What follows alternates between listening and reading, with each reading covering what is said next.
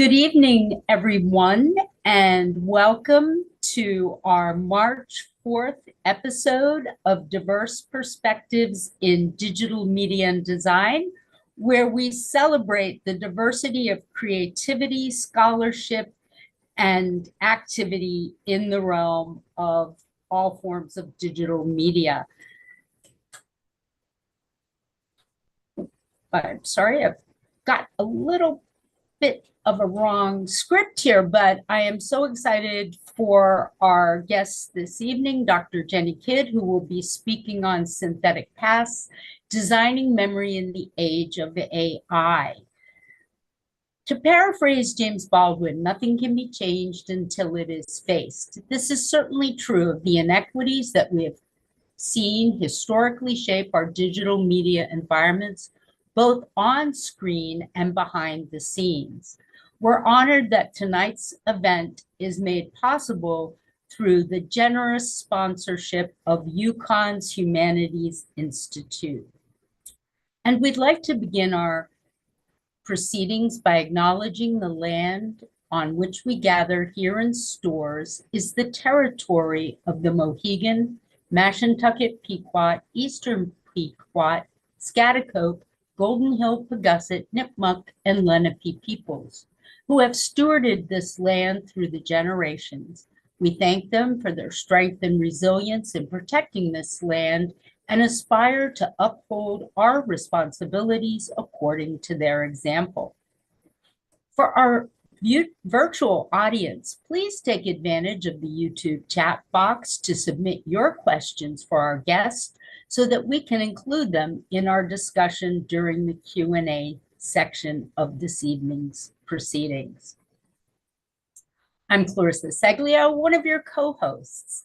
As a cultural historian trained in the interdisciplinary field of American studies, I work at the intersections of museum studies, public history, and digital humanities. That means I research how museums, past and present, have sought to engage their publics in issues of civic concern. I also collaborate with museums, archives, and communities on interdisciplinary facing projects for the public designed to engage, educate, and empower. Founded in 2013, our Digital Media and Design Department has grown to over 350 undergraduate and graduate students and 26 full-time faculty. Our undergraduate concentrations span the full digital media spectrum: film production, animation, interactivity, business, and the humanities at both our UConn Storrs and Stanford campuses. In our department, we value and celebrate our students' diverse backgrounds, and we support their development both as individuals and as professional media creators. Now, in its 6th season, Diverse Perspectives in Digital Media and Design Speaker Series is one celebration of those shared values. I'd like to introduce my co-host for the evening, Jesse Gillette. Jesse is a digital media and design major here at UConn with a concentration in film and video. He's a social media content creator, freelancer, and independent filmmaker who works with prominent people in the meteorological field. While doing this, he is pursuing a bachelor's degree in fine arts, focusing primarily on documentary filmmaking. In 2025, Jesse released Storm of Passion, a film focusing on a father and son relationship while hunting down tornadoes.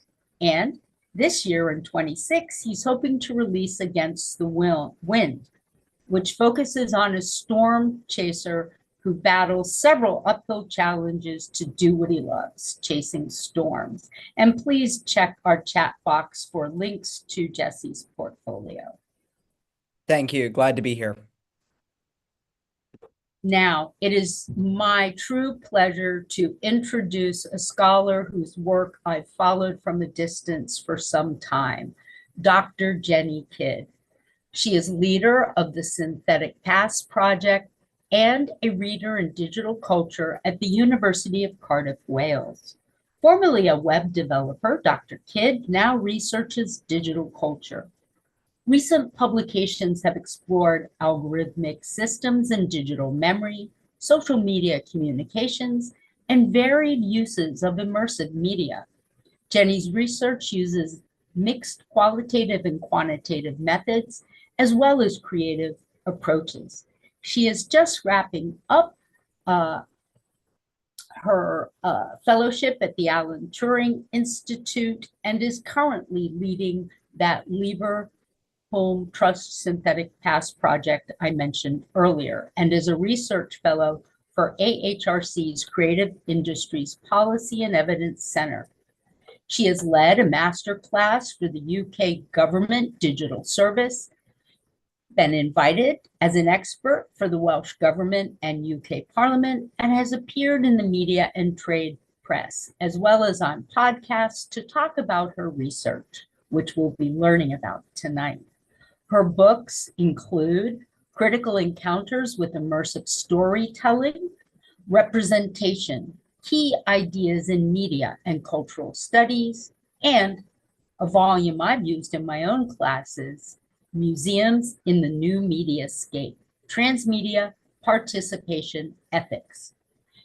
Her edited volumes include Challenging History in the Museum and Performing Heritage. Jenny is series co-editor of Bloomsbury Studies in Digital Culture, and you'll find several links in the chat to her work. Welcome, Jenny. Thank you so very much for having me. And we now turn the controls over to you. Okay, oh gosh, what could go wrong? Okay, so I'm just going to share my screen, and I can't do that and talk at the same time. Let me just get my slideshow going. Okay, so hopefully you can all see that okay? So yes, thank you very much for that very generous welcome and introduction, and thank you to you all for inviting me and for all of the organisation behind the scenes, to Clarissa, Jessie and Musavia as well. So you've heard a little bit about me and the work that I do there. I guess it's worth saying that, like Clarissa, a lot of the work that I do is in very close proximity to cultural and creative practitioners. So, for example, I work a lot with museums and heritage sites, including on the creation of a series of immersive experiences.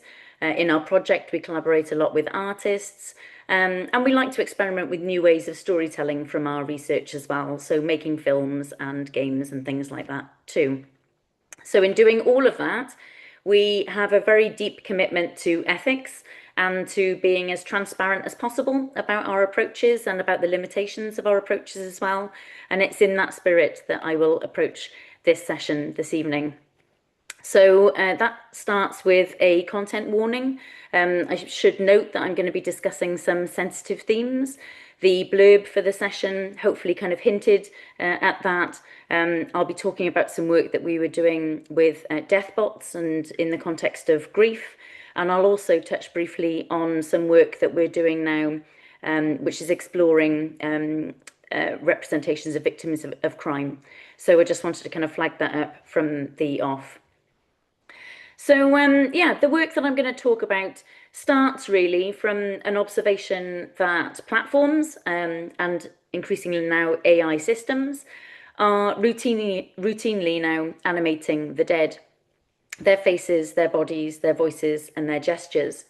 And they do this, of course, not because they have an understanding of the past or of memory or of mourning. They do it because these things, representations of faces, bodies, voices, and gestures, now register as content.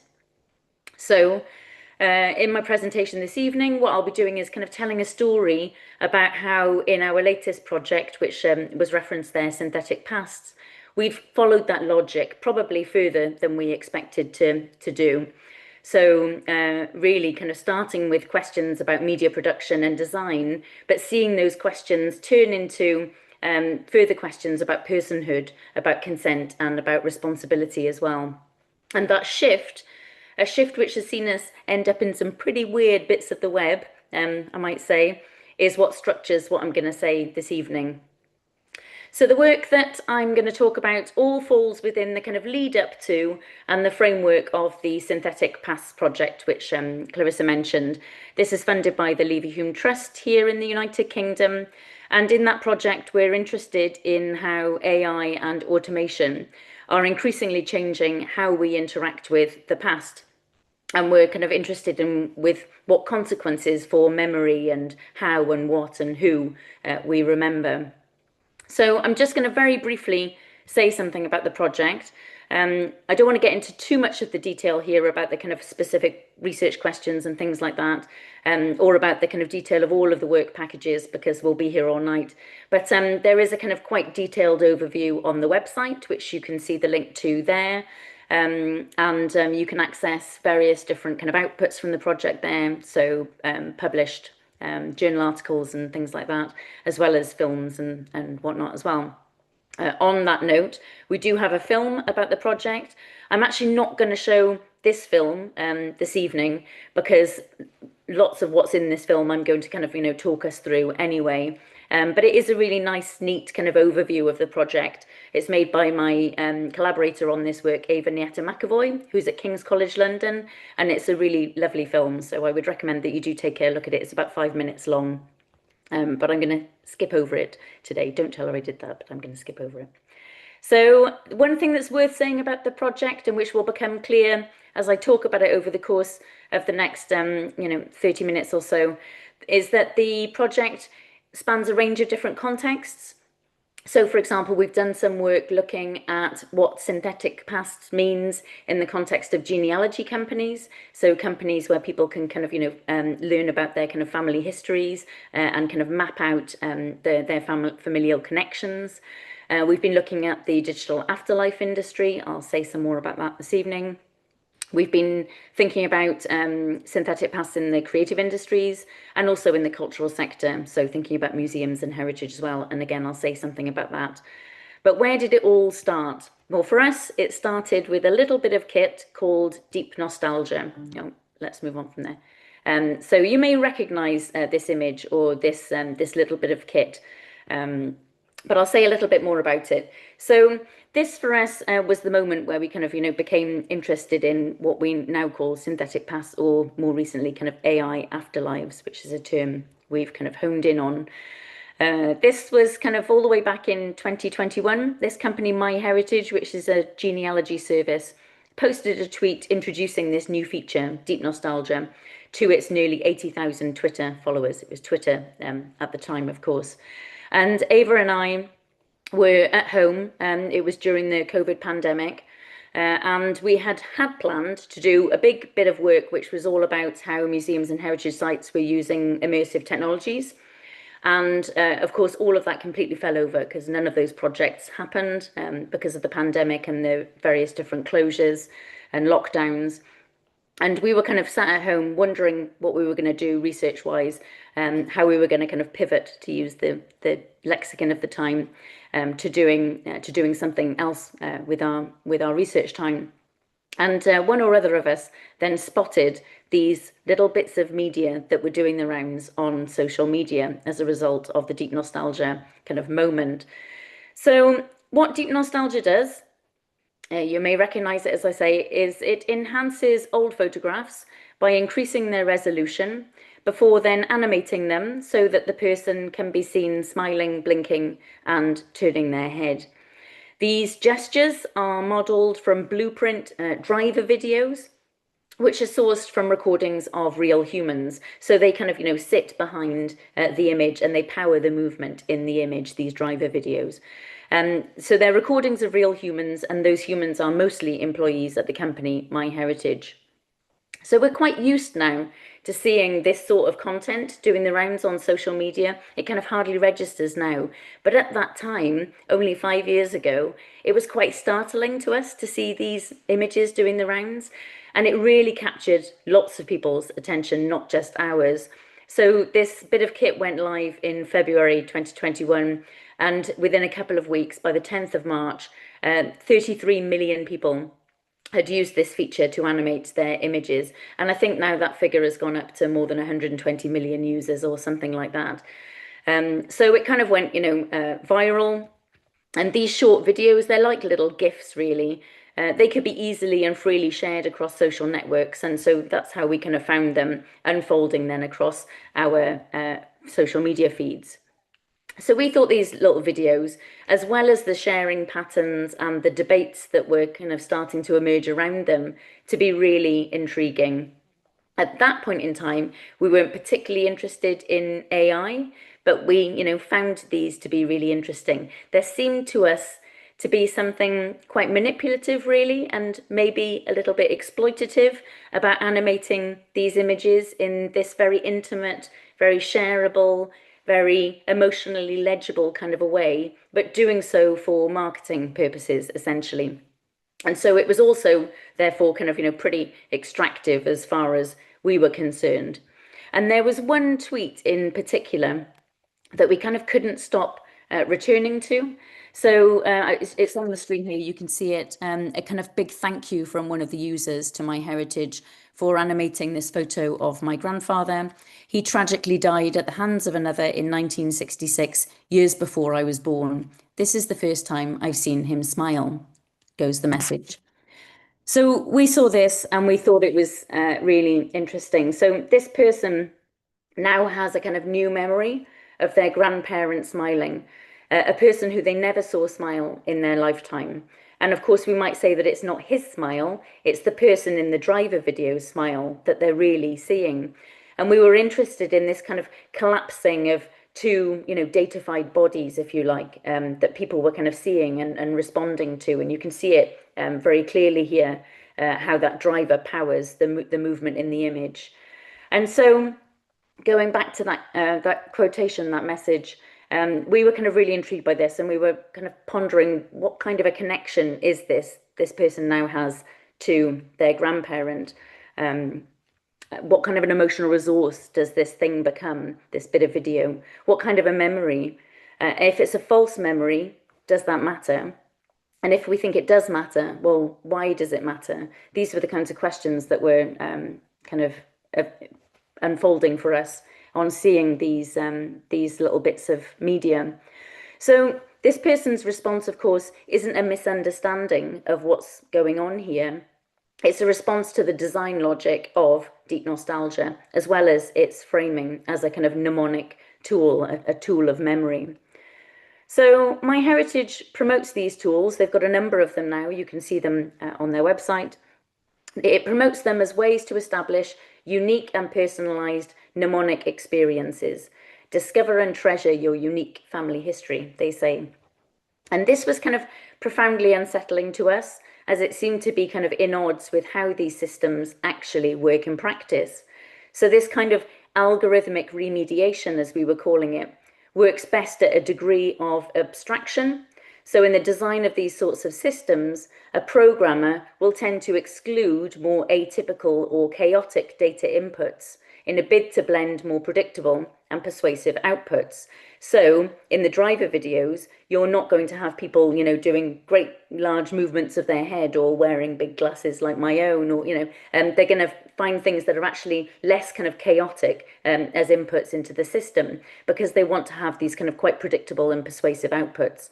And that, of course, then tends to lead to uniformity and conformity in how these images are kind of brought to life through this system.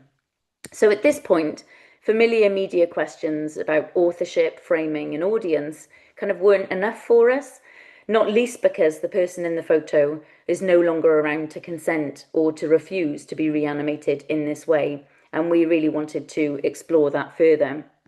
So that then brings us to the work that we've been doing more recently with Deathbots.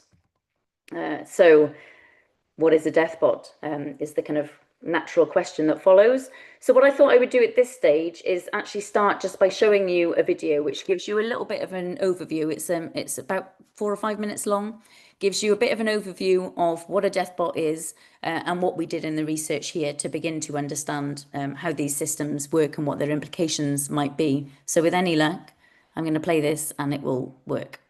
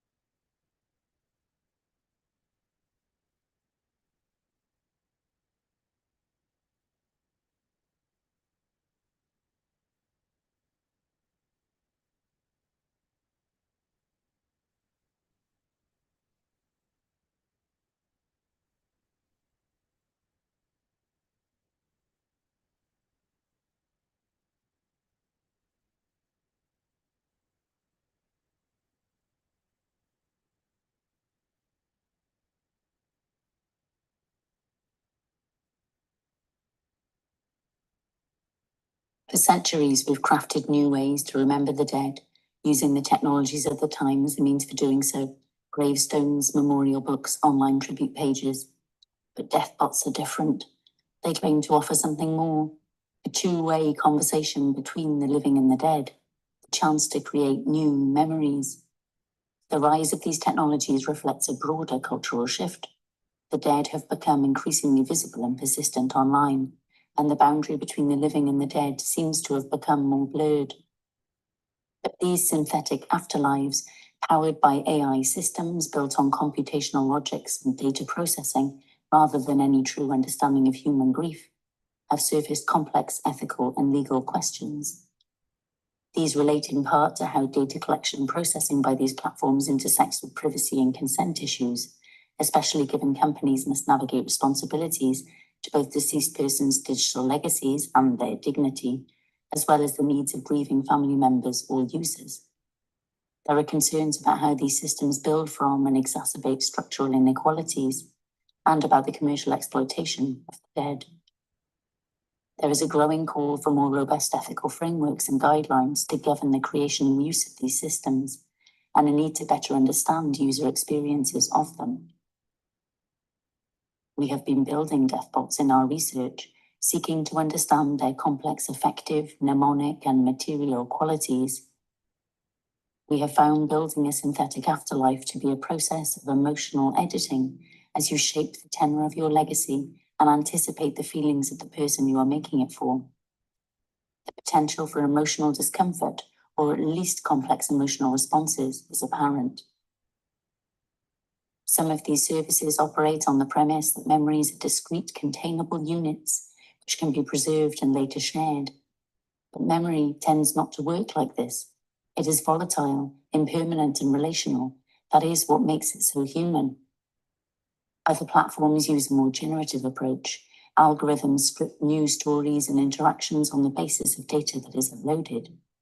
These don't aim to preserve testimony intact, but to evoke fleeting glimpses instead, conjuring fragments of tone and cadence that echo a person's communicative presence. Largely, we have found interacting with Deathbots to be rigid, jarring, and weird, for now at least. We have found that none of the platforms in our study address the emotional complexity of death and of digital legacies. Instead, they prioritize legal and technical considerations, copyright, privacy, and data rights.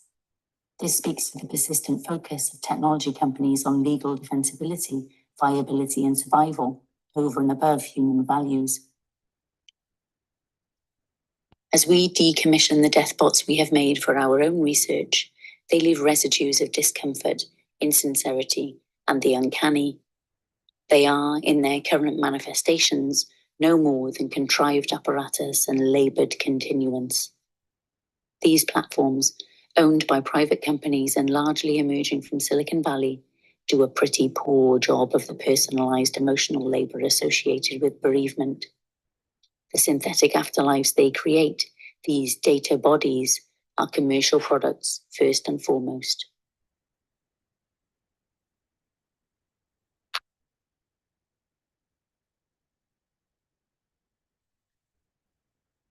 So Deathbots kind of appeared to us to be a logical next step in the research. They kind of mark the point where animation becomes interaction, and interaction in theory then becomes ongoing. So with Deep Nostalgia, the dead move, but with Deathbots, the dead speak.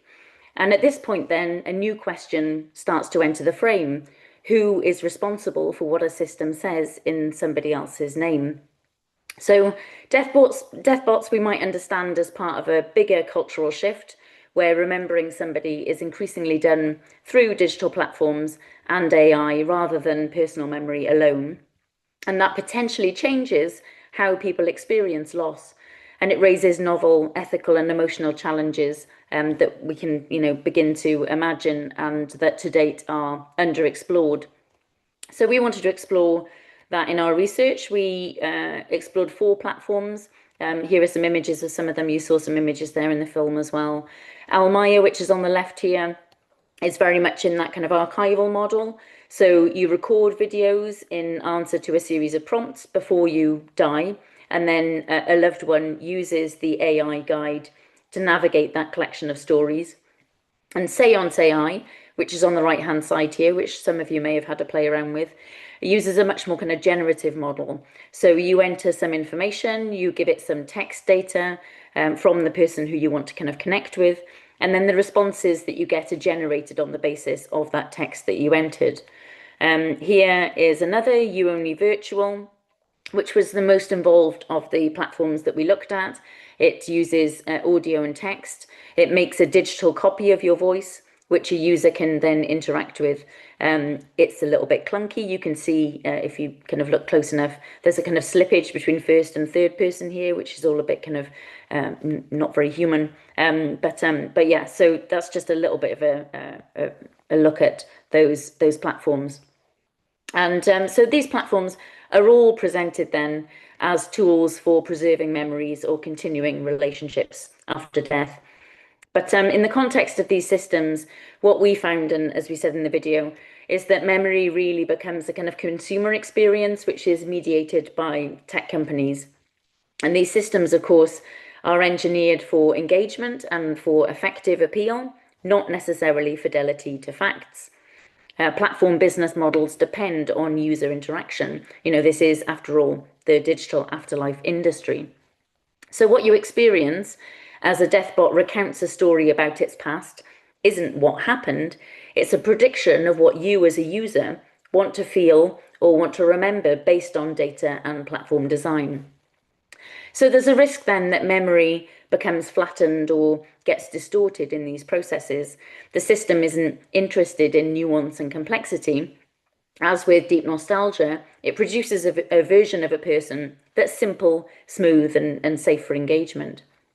As we noted in the video, the platform analysis revealed that these systems are developed with legal and technical requirements front and centre, rather than human values or an understanding of grief or mourning. These are design decisions. So that raises then profound and far-reaching ethical questions. These systems are extractive, they're exploitative, they're deceptive by design, and their emotional impacts are very real. We talk about this a lot in the project. How will I feel if this system produces something that distorts a memory or changes how I feel about a person? Can that then be undone, unseen, unfelt, or forgotten? And actually doing this research has been a real reminder that endings and forgetting are really important and healthy components of memory work as well. So at this point in the project, things were all getting a little bit intense. So we decided to take a step back from thinking about our own kind of mortality and decided to look at another context entirely. And so we started doing some work with museums and heritage sites. And just going to skip past that video there. Okay. So what we thought with museums and heritage sites is that this would be interesting, not least because we've got a background of working with museums and heritage sites and we understand some of the issues and concerns that working in those sectors kind of presents. But we really kind of saw this as a kind of a point where platform logics and hype about new technologies begins to collide with institutional responsibility. And by this time, we had started referring to these practices as AI afterlives, which is a bit clickbaity, but has been a useful shorthand for describing these different practices. And so we've kind of embraced that in recent months. So here on the screen, you can see some very different real-world examples of AI afterlives in museum contexts. You may be familiar with these. And the one on the left is the Dali Museum's Dali Lives project, which is, I think, about 6 years old now. It's a video installation that features an interactive deepfake, as they were calling it at the time that it launched, of the artist, which was developed in collaboration with an advertising agency. On the right-hand side, you can see the USC Shoah Foundation's Dimensions and Testimony project, which enables people to ask questions and to prompt pre-recorded testimony from Holocaust survivors. And then in the middle, you've got Hello Vincent, which is a experience that's trained on a corpus of 900 of the artist's letters so that it can generate responses to questions based on those texts. So that middle version, that middle project there is much more kind of generative in its approach. So these kinds of approaches are becoming more familiar within museums and heritage contexts, but we've been working with the heritage sector for some time, as I've said, and we've been hearing in interviews that cultural practitioners have very mixed feelings actually about AI's integration into visitor experiences in these sorts of ways. Clearly, these approaches raise important questions. There's the custodianship role of cultural institutions to consider, their claims to integrity and authenticity. There are questions about data quality and governance, and of course, questions about resources also. There's been a lot of recent work on decolonising collections and telling more diverse stories. And the people we speak to are anxious not to kind of reinsert a new set of issues, given the technologies here that we're talking about are notable for their biases and hallucinations, as well as their environmental harms. So we know that many cultural and heritage professionals are deeply thoughtful in their approaches to storytelling from their collections.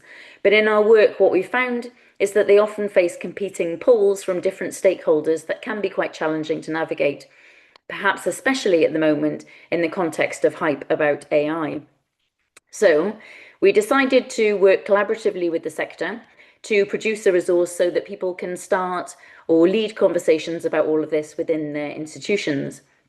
So we ran a series of workshops where we explored challenges and opportunities. People talked a lot in those workshops about how using AI intersects with their institutional, professional, and even personal values. And they talked a lot about commemoration, legacy, consent, death, and digital remains.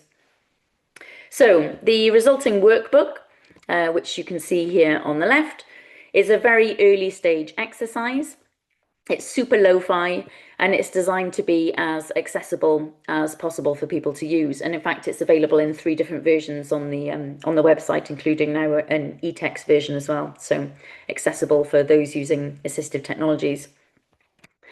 So what it does, the workbook, is it prompts people who are interested in these topics to think about whether an AI afterlife is a good fit for their work, or it helps them to articulate why it might not be, or isn't for now, or isn't for a particular project or for a particular collection. And that last point is really key. Sometimes the most ethical design decision is to say, no, this is not gonna work. So this workbook is available via the project website. There's been lots of interest in it. I think if I have got time, could show you a short video where we introduce it. I will do. This is a much shorter video than the last one, so I'll pop it on.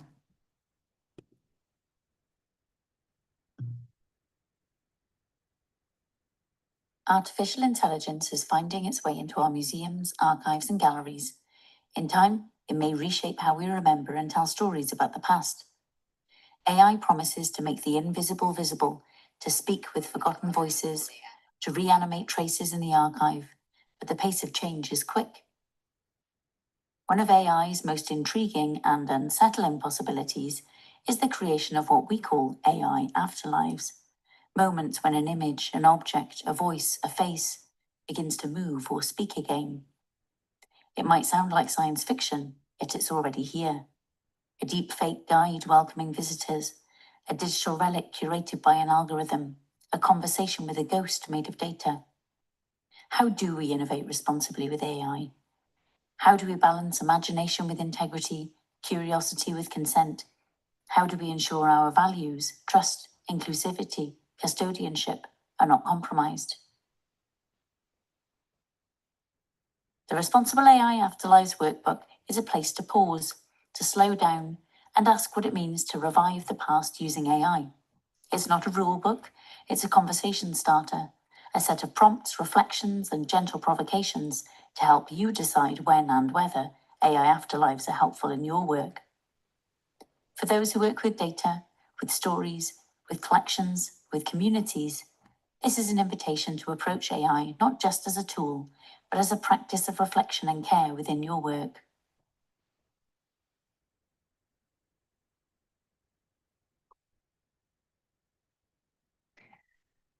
So what I think we would really like to do in the coming months is to work alongside one or more heritage sites as they try to do this work to see whether actually it's possible to build a responsible or ethical AI afterlife. You know, we're not entirely convinced this is doable, but we're willing to kind of, give it a go.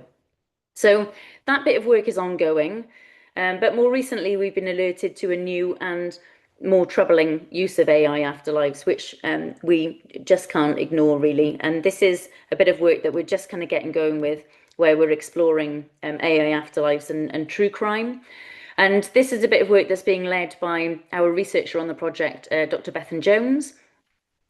She came across a quite horrifying use of AI recreations on TikTok. And what we find is that here, victims of quite horrendous crimes are being animated by AI, supposedly to tell their own stories about what has happened to them. So these use the same kinds of tools as in the kind of official digital afterlife industry. But here, of course, the dead are scripted by an anonymous user who has no connection to the victim, rather than they're being created from a range of archival data or perhaps images of them. They're then shared within algorithmic systems, social networks that monetize that content and re-traumatize family who have been known to find these images or these videos in the midst of their scrolling. So we're interested in exploring this in a bit more detail. Bethan's going to be leading a social media analysis and perhaps doing some interviews with those who are making this content, although of course that's going to be quite challenging to do, finding these people. So yeah, that might seem quite kind of weird and like we've fallen into a rather toxic part of the internet, which maybe is true. But these kinds of recreations are now kind of filtering into other contexts. And so, we think paying attention to them is really important. The legal system, for example, we're seeing some of this kind of content creeping in there. So there was a recent case, you may be aware of it, of AI being used to allow an Arizona man called Chris Pelkey, who died in a road rage shooting a number of years ago, 3 years ago, I think. The AI was being used here supposedly to give the chance for the victim to read their own victim statement at the killer's sentencing. And so his family used voice recordings, videos, and pictures to recreate him using AI so he could do just that. And this kind of video, it kind of appears to sit between the creation of Deathbots and the TikTok videos.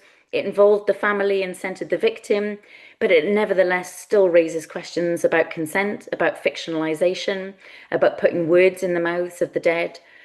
And this is especially important because in this particular case, the victim's statement affected the sentence that the judge ended up handing down. So the prosecution were pushing for 9 years, but the judge sentenced the perpetrator to 10.5 years in prison and specifically praised the use of technology in his ruling.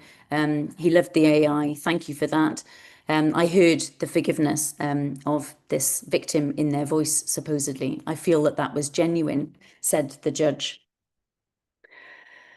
So there's a real interest then in this sort of technology in these sorts of contexts. And of course, it's not just creepy and manipulative, although it surely is kind of those things. It may well amplify biases and unjust outcomes in legal settings as well. Using the voice of a person who has died potentially gives these outputs a level of authority that is then very difficult, if not impossible, to interrogate. So there are all sorts of issues we think that are being raised by these sorts of practices and clearly across many different contexts. So I thought what I would do just to end, I'll finish in a minute or two, was just to kind of offer some final reflections. So what we're seeing in our research is that platforms have no difficulty really in often clumsily animating the past. Faces, voices, bodies, gestures can be generated and circulated with almost no resistance, because within platform logics, these are simply forms of content. The difficulty then emerges elsewhere, in institutions, in genres, and in publics that are still organised around ideas of authorship, consent, and accountability, and where social and cultural rituals, for example around death, are deeply sedimented and situated. So in our work, we find that what currently appear as quite kind of marginal or exceptional cases are interesting to explore, because they begin to expose the kinds of assumptions that underpin contemporary data and platform practices more generally. They make their kind of extractive and exploitative logics intensely visible. It's then also very easy for people to grasp, in the context of thinking about memory, grief, and death, why these logics are consequential. Recently, we're also seeing moves in the tech industry to kind of get ahead of, I think, some of these critiques. There is a lot of talk from tech companies themselves now about responsible AI and about AI ethics. But the embrace of these discourses within the AI community has been heavily criticized. It tends to be quite vague. You know, what do they mean by accountability, transparency, dignity? It tends to prioritize industry interests, and it tends to be superficial in its application. But if you look out for it, you'll see it. Lots and lots of talk now from the industry about responsible AI and ethics. So there's still a great deal to be worked out then, we think, as these practices of revival become increasingly mundane, and you'll be able to think of lots of other examples of these kind of AI afterlives that we can talk about. But there are, I think, some good questions for us to ask as designers of tech systems that can kind of potentially help to keep us a little bit on track and maybe to do some good work to minimize harms maybe. And perhaps we can discuss these questions. You know, what problems are the systems that we're designing really solving, and who for? Are we designing something because we can or because we should? What assumptions are baked into the systems that we design? How can a system better signal what it is and what it isn't? What are the emotional and psychological consequences of our design choices? How might the systems we design shape behaviors over time? What kinds of practices might they in time normalize? And are we okay with that? If a system we design spreads misinformation, who is accountable for that?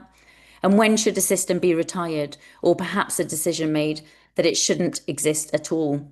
So I think these are the sorts of questions that as designers, we might want to kind of keep, you know, front and center if we want to, you know, do good, ethical, responsible work in this area. But yeah, I guess at this point, I would open it up to all of you. What do you think about these practices? Are you excited by these systems and their potentials, or do they leave you somewhat cold? Well, first, I want to thank you so much for that talk, Jenny. Really, really impressive stuff. I myself am very interested in AI and where AI is going. So to hear this perspective from you is certainly eye-opening. Before we met you and before we were looking at your work, I had no idea that Deathbots existed. I knew none of this sort of reincarnation through AI. So I am very curious what you think about the new wave of AI. We have AI video generation that looks basically seamless from real life, or basically with real life. And I'm really curious what that looks like for the future of this sort of reanimating of those who may have passed on, or maybe historical figures. Yeah, so I think that's a really good prompt, especially as we get kind of more video media kind of, you know, coming into the mix. There's been lots of talk about multimodal AI, which is kind of changing then what can be done within these systems when it comes to our digital remains. So where we've got photographs, film footage, voice recordings, perhaps written musings, maybe. AI systems can now kind of synthesize across all of those, and they can produce new audio and video that might appear to be kind of somehow consistent with those materials. And I think what's interesting with audiovisual material in particular is that it does tend to carry a really strong sense of presence for people. And when we, you know, as with those, even those deep nostalgia recreations, which are quite crude and just, you know, a little momentary kind of movement.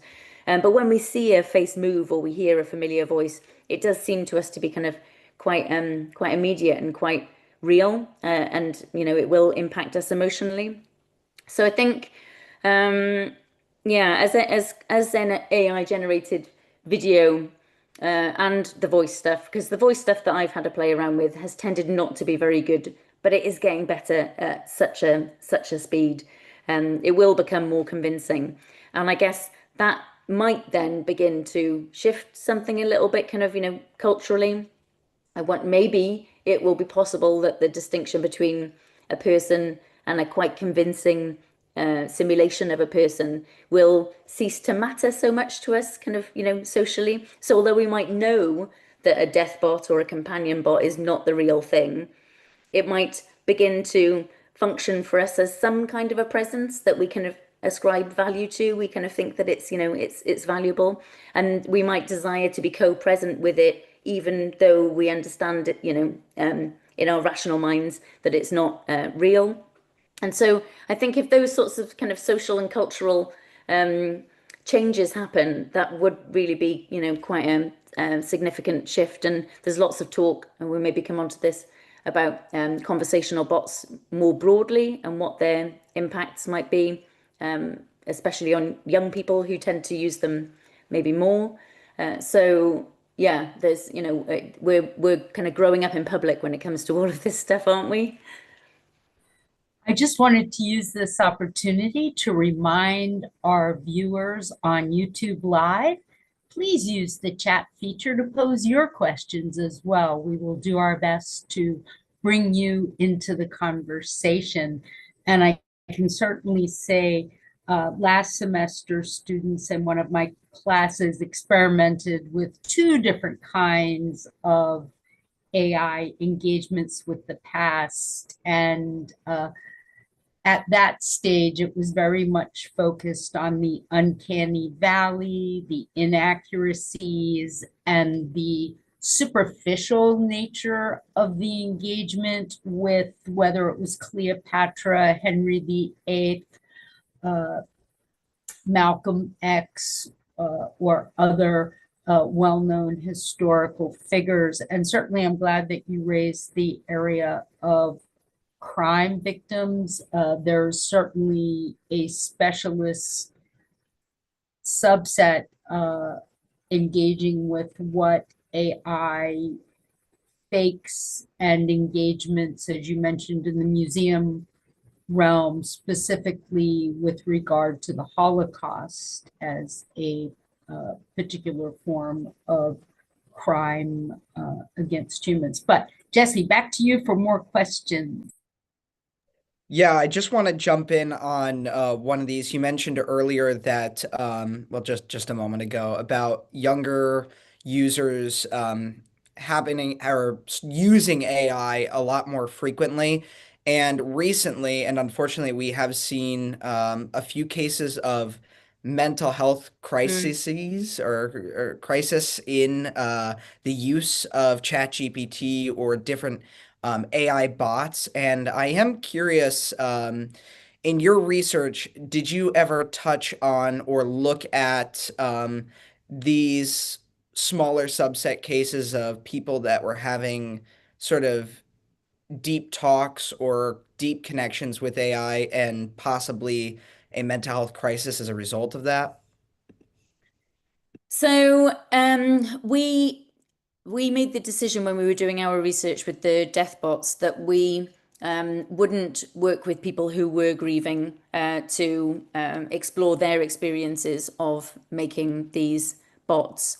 And so we used our own data, and we are people, and certainly were at the time, who were not grieving, and we were making bots of ourselves. So there were a few things that we were doing that were a bit kind of out of kilter with what the kind of target audience, might be like or going through. And we were very kind of aware of that, but we didn't want to put people in a vulnerable position in the research as participants, and we're not psychologists and we're not grief therapists and all the rest of it. So so we don't know a huge amount about people who are grieving and how they experience these systems. There is a project that is happening now that is trying to explore that in a bit more detail, but largely it's been pretty impossible to do that work.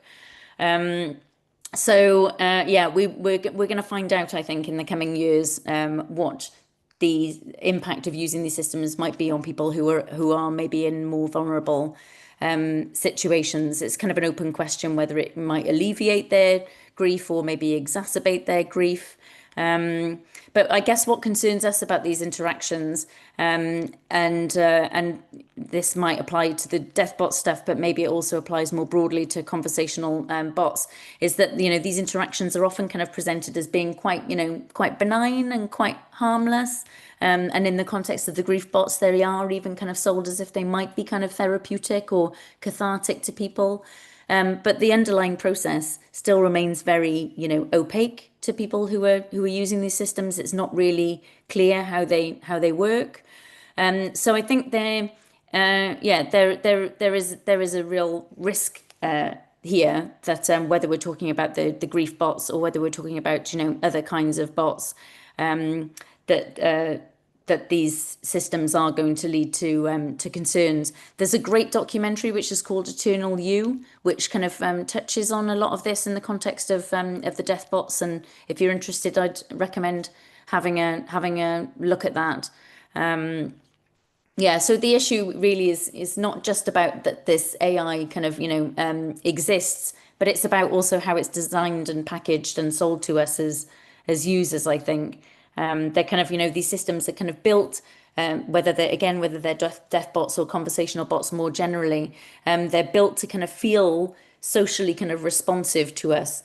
So people can start to kind of attribute, intention or personality to these sorts of systems, especially if they're interacting with them repeatedly or over a long time or during quite vulnerable moments. And so we need to be kind of very live to that. And that kind of then brings us back to that whole question about how we can work with AI systems in ways that are really careful, transparent, that think seriously about the kind of psychological context, I guess, within which these systems are likely to be used.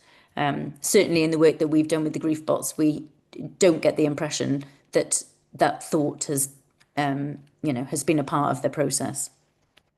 Does that help? Does that answer your question? Yeah, absolutely. Absolutely. And that's always been a fascinating part in my personal experience looking into this is how people are interacting with these bots or with these programs, whether it's ChatGPT or it's these death bots. Yeah.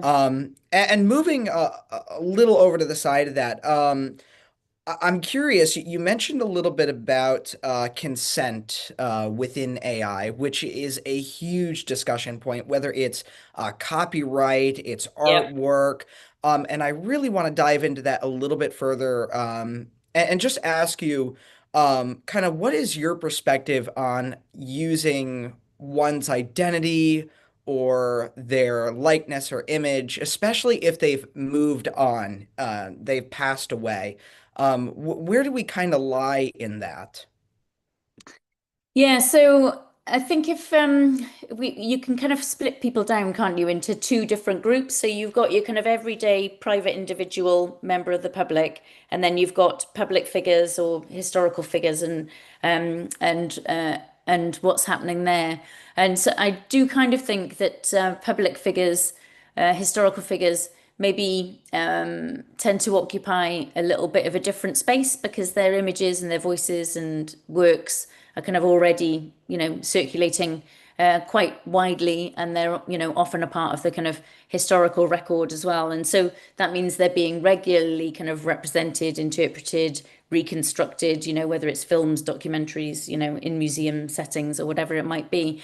But I guess what's interesting to us is how AI changes the nature of that kind of, reconstruction. So instead of kind of, just analyzing or portraying a figure, what you're doing is you're kind of generating new, speech or images or interactions that appear to kind of come directly from that person. And so that then raises questions about where kind of interpretation ends and fabrication begins. So I guess even with public figures, the issue isn't only with legal permissions, but with, comes down to kind of ethical responsibilities. And those things are not always, the same thing. We do still need to think carefully about transparency and context, and whether audiences can really understand whether they're encountering a, synthetic reconstruction or not. Yeah, and so in many ways it does kind of trouble me more with private individuals, because I think they tend to have less access maybe to the resources to kind of fight their corner when it comes to all of this sort of stuff, or to do estate planning and all of the rest of it. Whereas I think for public figures it's going to become much more the case that the estate planning is going to become a part of the mix. And when it comes to things like IP and privacy law and all the rest of it, I guess I'm a little bit at the limits of my competence as not a legal person. But it just seems to me that the frameworks that we have don't map very well onto AI simulation and many other kinds of practices that we're interested in as digital culture scholars in 2026. And that's not least because in so many of these cases, the people who are making these works don't respect geographical or legal borders or boundaries. And for example, Bethan was trying to trace some of the people who have been making these AI afterlives of true crime victims, and it's almost impossible to do. And it looks like many of them are have accounts in the Philippines or what have you. And so it's very difficult to kind of get your head around the kind of legal framework and that might be appropriate for looking at a bit of content or thinking about it. I guess, I mean, you're in the US, which is kind of interesting when it comes to the whole piece about protecting personality rights. So I think you have a kind of more developed, certainly in parts of the US, kind of system for thinking about personality rights and thinking about AI and uses of likenesses. And there's a real kind of live discussion going on in the US about this at the moment. But those kinds of protections generally vary significantly between different jurisdictions, and anyway, they often expire at the point of death. And so again, that looking at death is quite an interesting kind of limit case, because it shows you, where the systems and the structures that we have begin to kind of fall apart. Once you die, non-existence starts, and you don't tend to have rights in the eyes of the law that you would have when you're alive. So needless to say, it's a very complex kind of a set of issues when it comes to copyright, privacy law, consent, IP. And so I'm babbling now, but one of the things that I think is interesting when it comes to so we did a bit of work which was looking at the creative industries and the debates that are going on there about revival of artists for stage and screen. And we looked at a whole series of examples from Tupac at Coachella right through to some more recent examples. And a lot is made in those cases of the fact that the families were in support of these kind of acts of revival. And that's great. That consent, was in place. And so where you have got a kind of an estate that is, able to make decisions about that, maybe that clarifies some of those issues. But that also assumes that the family is best placed to make decisions about those sorts of things. And we also looked at some examples where actually there was conflict in families about whether this was a good idea. And so in those situations, families are both the beneficiaries of these kinds of revival, but they're also the custodians of the legacy. And so there's potentially a kind of a conflict there as well. So there's, lots to say about all of that. I've touched on a whole bunch of things. It's a fairly large package to undo. Pulling back a little bit to your career trajectory, how did you move from being a web developer to where you currently work? So basically, kind of tell me a little bit about that journey. Well, that's a great question. So when I was developing websites, I was working for a small TV company in London that was doing lots of interesting interactive things, and it was, so this was like 2000, 2001. So it's, right back in the early days of kind of red button technology, if anybody here remembers that. So you'd press your red button and you would be able to, interact with your telly. And the company I was working for was trying to find ways of using those services, those systems, as a way of providing council services, and so doing things like reporting if your bins hadn't been picked up, or there's an abandoned car in your street, and those sorts of things. So red button technology, all about interaction, and I was doing the website for this TV company. And very much enjoying that back in the Dreamweaver 3 days, I think it was. So this is, that very much dates me and my experience as a web developer. And so I was very interested, though, in this whole kind of promise of how we might use interactive technologies for kind of, public good, civic purposes. And I saw an advert for a PhD at Cardiff University, which was working with BBC Wales on a big digital storytelling initiative that they were running. So this was an initiative where they wanted to go out around Wales with a small team and work with people to create their own digital stories. So these short multimedia videos, very similar to the ones that, I've been showing here today. Again, quite kind of, homespun, but allowing people to, or enabling people to tell their own stories. And again, in the early 2000s, this was quite a remarkable thing to be doing on the scale that they were doing it. And they were just traveling around and going into local communities, setting up in, miners' institutes or whatever it might be, and working with people to, to learn how to use digital media, so to upskill them and to enable them to tell their stories. So my PhD was working alongside that project and understanding what those opportunities meant for people who were taking part in those workshops and what it meant for their confidence with digital technologies and all the rest of it. And this is all back before YouTube and all the rest of it, I think, even was up and running. So I've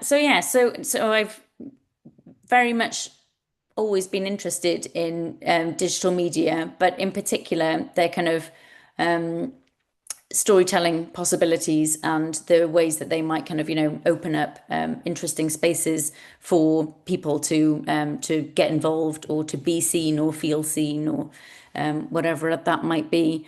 And so the focus on digital media ethics, I guess, kind of emerges very strongly from doing that sort of work, and is something that I've kind of kept an interest in.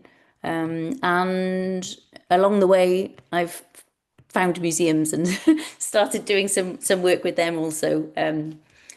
So I don't know. That was kind of a long-winded story about the start of it all, and then it's fascinating. I mean, it really is. It's definitely an interesting jump, and it really is fascinating. And I'd want to get one last question in before we finish up tonight. Yep. And where do you foresee the growth of synthetic past heading into the future? Will other living historical archives like your own become the norm in digital humanities research? Oh, so my scary Deathbots. I've become known as the Deathbot lady in Cardiff, and even my daughter and all her friends now call me the Deathbot lady. I don't know how I feel about this. One of the things that we're always quite keen to stress, I think, in the project, and when we're out and about and talking about it, is that it's quite easy to get caught up in the idea that this is all very new, but actually technology has, long been intertwined with our desire to connect with the past and to connect with the afterlife. Things like the phonograph when that was invented, that kind of, led to the rise of spiritualism and seances and things like that. So, yeah, this is not an entirely new kind of, phenomenon. And these approaches, I guess they kind of, going way back, reflect a kind of quite deep human need to create stories, to tell stories about ourselves, to tell stories about our ancestors, to understand where we come from, to ultimately kind of, understand and articulate who we are. So I'd say it's kind of quite long established in many respects. But what we see, of course, with the introduction of platforms and AI is that it just kind of supercharges, that landscape. And interestingly for us, I think it introduces a whole new range of actors into that as well, including, the tech bros and all the rest of it, which is consequential. So I think what we would say it's quite difficult to predict, I guess, when it comes to these platforms, what's going to happen to them as consumer technologies in the longer term. But, in the kind of shorter term, I think what we've concluded in our research is that the disruptive potential of lots of these sorts of technologies is probably overplayed by the industries who create them, for the moment, at least. And certainly with the Deathbots stuff that we've been looking at, lots of these services struggle to find a user base. And I think there's probably good reason for that. There's lots of very well established rituals, norms, and values when it comes to death, grieving, and remembering, and lots of that is quite deeply culturally situated as well. And all of that is going to be quite difficult to disrupt. So these companies have got quite a job on their hands if they want to kind of rescript that stuff. And what we tend to see is that lots of these new platforms and services actually kind of fail within the first couple of years. So some of the platforms that we started out looking at just disappeared. They failed, which is terrible. If you've kind of invested, in this platform to kind of, you've kind of charged it with looking after your legacy and all of these recordings and all the rest of it, and then it just falls over. I mean, that's not great, is it? But I think the fact that lots of them do fail would kind of seem to suggest that the appetite to kind of do digital death differently is not yet widespread. And I would think that's probably a reassuring point to maybe to end on. Thank you so much. I will say that part of the overheated rhetoric, and I say this as a former advertising copywriter, such as be the favorite grandkid forever, is also part of those ethical questions and speaks to the corporate drivers that are the motives rather than the marketed value and relationship that is packaged.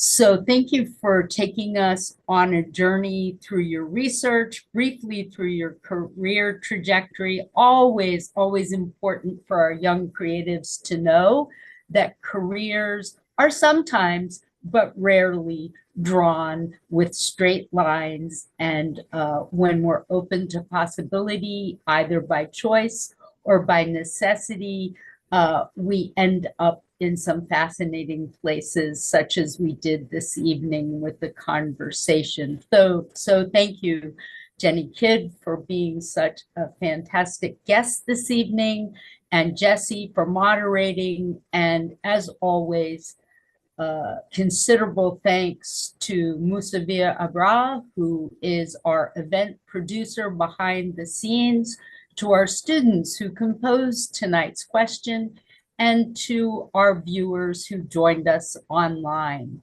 Please check out the entire 2026 lineup, as well as our great back catalog of speakers from the first 5 years of our Diverse Perspectives in Digital Media and Design speaker series. And don't forget to subscribe to us here on YouTube and follow our social media channels at UConnDMD to see all of our department's great content. There is work to be done, but if we continue to inspire and mentor our young creatives, together we can drive change. Please stay tuned for our next event on March 25th, which is made possible by the Marks Family Career Development Series. Our featured guests are from multimedia company Joe Young Entertainment and will address how you can make it from anywhere. So join the firm's president and CEO, Joe Young, and his colleague, senior producer and writer, Robenia McKinley, here on YouTube Live, Wednesday, March 25th. And again, what a wonderful encouragement for us to think about our ethical custodianship of our online presence and its multiple forms, and to do a little long-term soul searching as we think about how we will live on after in the digital universe, but also as makers to embrace tools such as the AI workbook that Jenny mentioned, and to look broadly in other fields for ethical guidelines being developed, not only in the field that Jenny has mentioned, but across our digital media spectrum. Thank you all and good night. Thank you so much for having me. That was brilliant. Thank you for the questions, Jessie.